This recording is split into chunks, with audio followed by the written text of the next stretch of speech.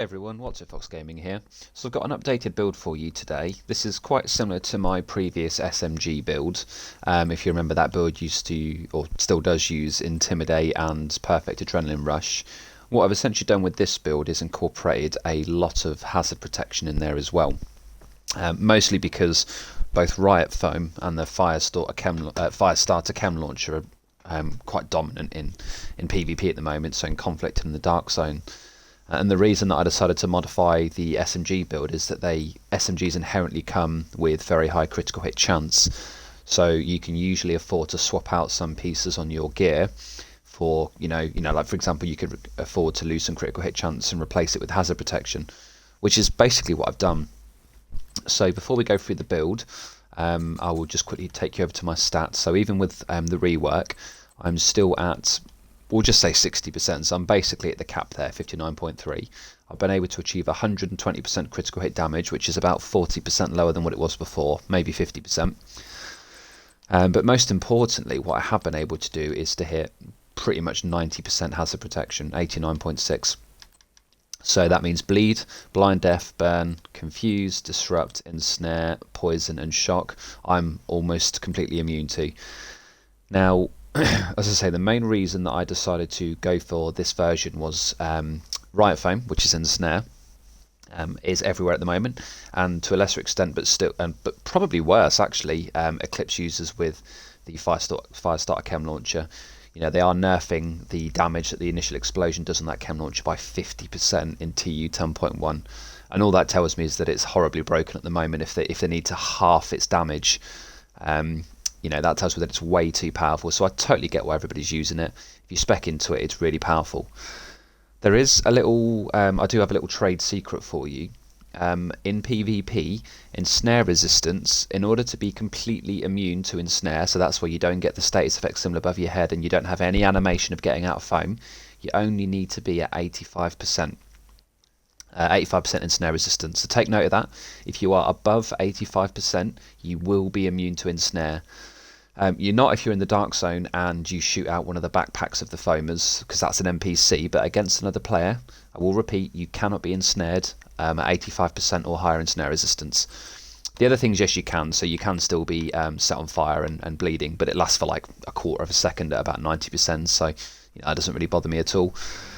You can obviously fill these in with mods if you have your loadout set up in the right way. So if you have blue mods, you can get bleed resistance and burn resistance. Unfortunately, you can't get ensnare resistance. So let's go back to the build. So we all know about the Lady Death. Inherently comes with very high critical hit chance. You gain stacks when moving, up to a total of 32 stacks. Each stack essentially gives you 75% weapon damage. So at 32 stacks, which is your mag size, your entire mag will literally do 75% more damage. Excuse me. Now, the main reason that Lady Death is so good at the moment, obviously the damage buffer that it received really helps it, but you can technically achieve higher damage with other weapons. The other reason that it's essentially meta is the movement speed boost. You can use this to close the gap to get your next target way faster than anybody that's not using it. Or you can use it to get out as well, so there are multiple reasons to use this. Sometimes I even just kill a red bar on the DZ and use that speed boost to catch up to a rogue agent. It's the only way in the game you can get a movement speed boost at the moment, which is why it's fantastic. So the reason that we need to close the gap quicker is we are still using Intimidate. If you don't know about Intimidate, it's the meta for PvP at the moment. Whilst you have bonus armor, amplifies total weapon damage by 35% to enemies within 10 meters. And then Adrenaline Rush essentially gives us that bonus armor also whilst we're in 10 meters. I won't go into too much detail about these talents. I'll link my previous SMG build video. What I really wanted to do here was show you the pieces that I've put together. So we've kept the Sokolov just because we're using an SMG and that makes a lot of sense. We kept the Walker and Harris because, well, again, we're using the talent and it's 5% weapon damage. That's already 15% SMG damage right there. What we've now done is factored in 2 Seska. 1 gives us critical hit chance and 2 gives us hazard protection, which is what we're looking for. And 1 Yao. So, this is almost taken from my other build that run these pieces with the 3 Eclipse. So 10% hazard protection from Yao.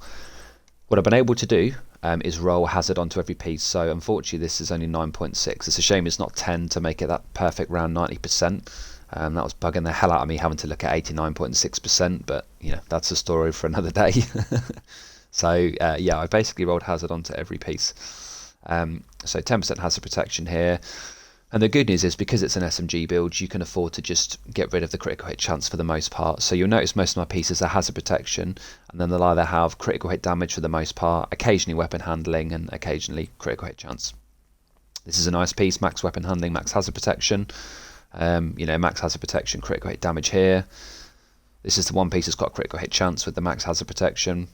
Again, critical hit damage with max hazard protection. Oh, sorry, and low critical hit chance there with max hazard protection. But as you know, I'm basically at 60%, so it's a shame this grouper came with a skill mod. I would have much preferred it to be a, well, one or two things, a red or a blue. Really, yellow was my least useful, but don't worry too much if you end up the way that I've done it with the Grupo for the extra critical hit damage. You know, as the mask, skill haste is still really good because it gets you your Riot Foam or any of your skills you're using faster, so that's not a bad thing, but obviously I would have preferred critical hit damage or possibly a bleed resistance or burn resistance mod. So the Grupo is probably the one thing here you could afford to swap out. You know, you could run it with a second Jarl if you wanted the extra 5% weapon damage. I just think critical hit damage on a fast firing SMG is better. If you were happy to take a bit less hazard protection, you could potentially run it with a Coyote's mask. What you do want to be aiming for with this build is 2 blue and 4 red, as you can see I've done here. So blue knees and blue mask and everything else red, because that's going to give me 1.1 million armor with my watch maxed out, which I think is enough for conflict. I do run the Riot Foam with this, so I actually class the Riot Foam as, in a way, basically a way to keep me more alive, I guess. It makes it a bit more of a survivable build. Obviously 2 blue is not very much, and you know, we all know that Riot Foam is really strong. I'm going to be in a situation where I can't be Riot Foam, but I can Riot Foam them, which is going to give me the advantage with my low armor. There's a little trick to Riot Foaming, by the way. I'm sure you all know the dodge roll weapon swap animations, so obviously that's a normal weapon swap just there, but you can dodge roll and weapon swap it in the middle of your dodge roll and you'll come out with your other weapon. So you see I've got my SMG here, come out of it, AR, got my AR, come out of it, SMG. That also works for the Riot Foam. So with your Riot Foam in your hand, which I now have, you can see I'm still building stacks because the game still classes the SMG, the Lady Death, in my hand. So you basically do the same thing. Your Riot Foam, dodge roll behind them, turn around, SMG's already in your hand, shoot them in the back.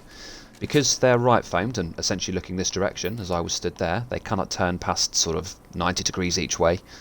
You know, Riot Foam doesn't let you do a 180 or 360 even, so by this stage, when they were stood here shooting at me, I've Riot Foamed them, I've dodge rolled behind them, I'm now behind them, shooting into them. They thought they'd Riot Foam me, but of course they can't because I'm immune. I'm now shooting them in the back, and this is why I class this build as a bit more survivable, because, you know, if they can't shoot me, well then obviously I'm going to get the kill and come out with most of my health intact. So yeah, really easy to play, just Riot Foam, dodge roll, press Y, and you're looking into their back with your gun already ready to shoot. You are building stacks even with the Riot Foam in your hand. So it's a good little animation cancel trick there. You haven't got to run around while swapping, because ultimately you're very vulnerable to damage. If you're in a dodge roll animation, you're obviously less vulnerable because you're harder to hit and you're already coming out with the appropriate weapon in hand. So that's kind of the way to play the build, really. I do also use a jammer as my second skill in conflict. In the Dark Zone I would only ever use decoy, because let's face it, decoy is the absolute best in slot and I don't think there's any alternative to it. Just run decoy with whatever you want. I usually run decoy pulse, sometimes decoy shield, but it's always decoy plus something else. But yeah, I think jammer's quite nice in conflict. You know, I'm going to be hazard immune or very resistant, so if I need to get a bit closer to skills and whatnot to shut them down with my jammer to help my team out, well, I felt that was the best choice here. But you know, use whatever you want. I do think Riot Foam is a good choice for this build. It's nice to be immune to something and you use the same thing against them, just to, you know, secure that victory. I opted for firewall still, just like I did before in the previous SMG builds. You could potentially go demolitionist here, because you will get the, well, first of all you get the 5% damage to targets out of cover, which is really good, but more importantly you get the 20% burn resistance. That would take you up to a flat 100% burn immunity. You'd be completely immune, and that's good. But being at 90%, you're hardly on fire at all. It lasts for like maybe a third of a second, so I went for firewall. With Firewall, I set them on fire when I break their armour, which is very useful. You know, because again with the low armour, it just gives me that bit more survivability. If they're on fire, they can't shoot as much as I can, so that helps out a little bit if they do happen to break through my armour. But more importantly, you get 10% weapon damage to enemies within 10 meters of yourself, and you give that to your entire team. We're going to be in 10 meters anyway, because you know that's the point of the build. It's an intimidate build. But if I can give myself an extra 10% from Firewall, I can set enemies on fire if they do happen to break my armour, which I'm probably going to be within that 5 meter radius anyway, and I can let the rest of my team, if they decide to team shoot the same target that I am, also get 10%. Well, for me that was a no-brainer. I think that in conjunction with the 200% health and armour over 10 seconds via the armour kit of Firewall just means that again I can afford to play a bit more aggressively with a low armour build. So for me, Firewall is the clear winner, but not necessarily a bad choice, Demolitionist. That's a strong second. I wouldn't consider running anything else though with this build out of them two, other than them two. I think the guys we're up against are mostly skill builders, which is always annoying when there's a whole team of them, but let's just see how this plays out. I didn't think to inspect their builds because I cannot multitask to save my life, and bearing in mind this is currently a Twitch live stream that you're all now watching on YouTube. Yeah, you know, it's live commentary, trying to explain the build and play a game at the same time. You know, it sort of taxes my brain. So we've been able to hit over 300 subscribers actually in the last few days, which is amazing considering the channel's only been up for a couple of months now. I think I've hit about 250 literally in the last month, so that was growth that I really wasn't expecting. So, you know, I am eternally grateful to everybody that has subscribed. It just lets me know that at least some of you out there like the channel and the content.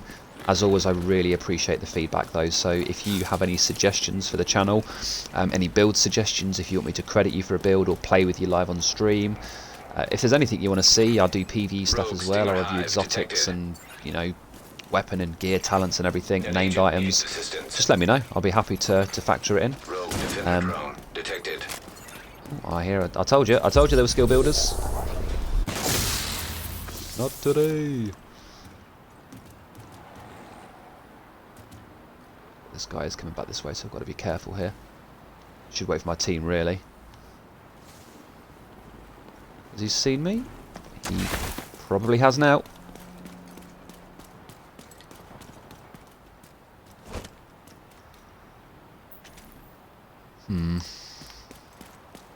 We only got 3 people or something.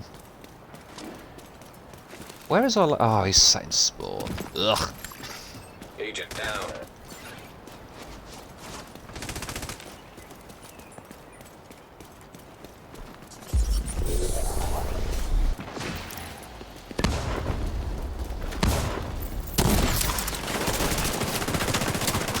Oh, did not see this guy.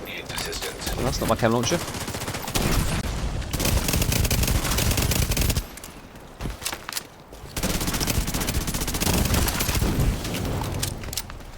Nice try. So he set me on fire. I don't know if you saw that. He set me on fire for all of about a second there.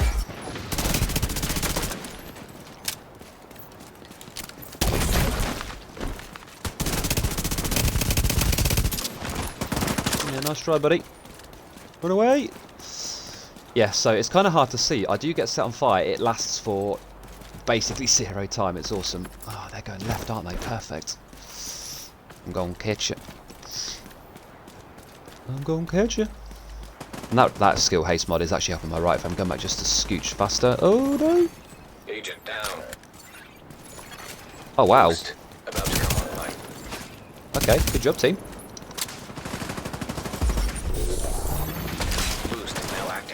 Damn, my team is destroying.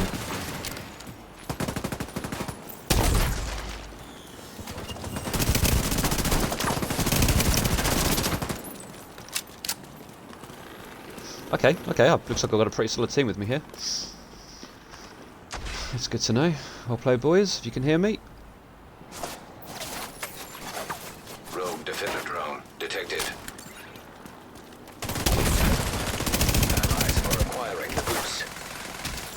Oh, sort of weapons, I didn't need to do that. Has been taken by allies.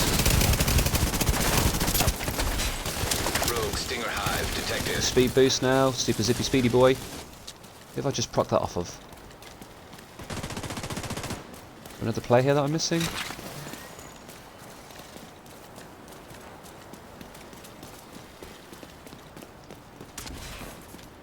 That's a good thing with Adrenaline Rush. Wait, hit. How am I get? Oh, someone's running Vanguard. They'll be pulled out.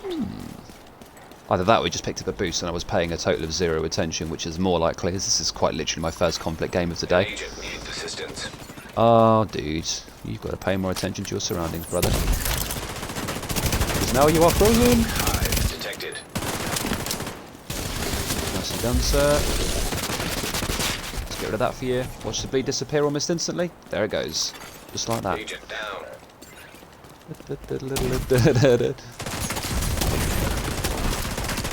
Behind him. Nothing you can do. See that? Perfectly frozen in place. Serious Oh, no, no, no, no! detected. Oh, this guy's not even see me! Ah!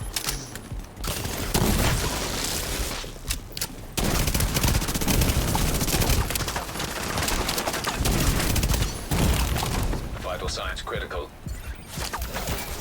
So the explosion did a lot of damage there. Agent No! down. Ah, I didn't want to die. I didn't want to die. No one's retreating. The fight continues. Oh my god, The can this guy rogues actually have res me? run out of reinforcements. What You a can win hero. this. I've sent a He's a one-man army, specialization everybody. supply drop He's a your way. one-man army. He's got the res. Pro gamer. Ah, broski. Renegade. You are a legend, good sir.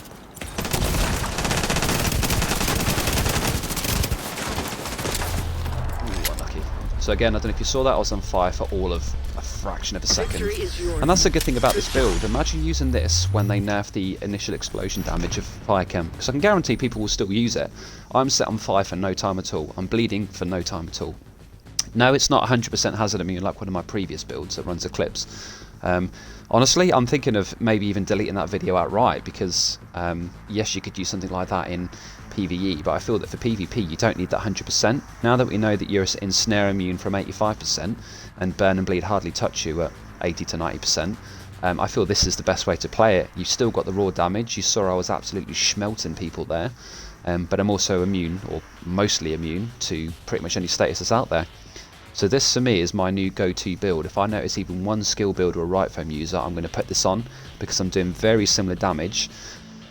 Yes, I've got low armor, but you know, I'm still staying alive just because I'm killing everything so fast, and they're expecting to Riot Foam me, and when it doesn't happen it catches them off guard. By then I've already foamed and dodged behind them. I think I've really hit the sweet spot here. I'm really happy with this build. If you like the build or you have any suggestions for it, let me know in the comments. Give us a like and a subscribe if you do like the content. I've got a few more PvE builds that I'm coming up with, and I'll get those out in the next few days. So look at the stats, shall we? Oh, look at that. 7 kills and no deaths with 6 assists. All because of our player there, Mr. Renegade CCCP. Saved my life. What a hero. So yeah, I think that proves that the build works. Those guys were just trying their hardest to bleed me, to burn me, to foam me. You saw it all happen there, and they had 0 success in doing so. You know, I think that's a good testament to how well this build works. If you did stay through to the end of the video, thank you very much for watching, and I look forward to seeing you all in the next one. Peace!